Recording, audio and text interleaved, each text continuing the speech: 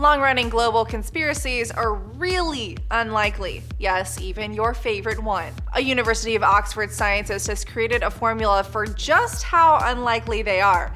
It predicts that any massive group of conspirators will inevitably let the cat out of the bag within a few years. The findings are meant to be somewhat tongue-in-cheek. David Robert Grimes, a physicist and cancer researcher, has been known to dabble in the lighter side of science, like developing formulas for why guitar solos sound cool.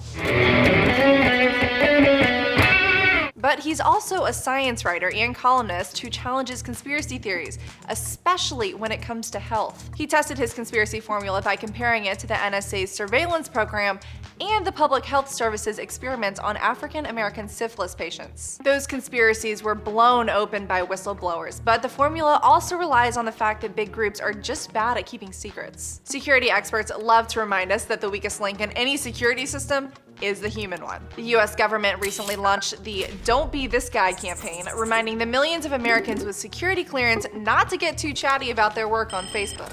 Even people in high-ranking positions can make bad security calls. I do take responsibility for having made what is clearly not the best decision. So Grimes' formula and, well, common sense don't bode too well for some of the most famous global conspiracy theories. He estimates that faking the moon landings would require 411,000 people to be in on the secret.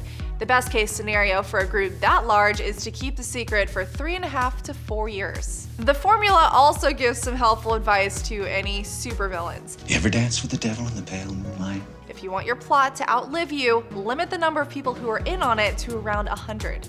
For Newsy, I'm Lexi Hamasfar.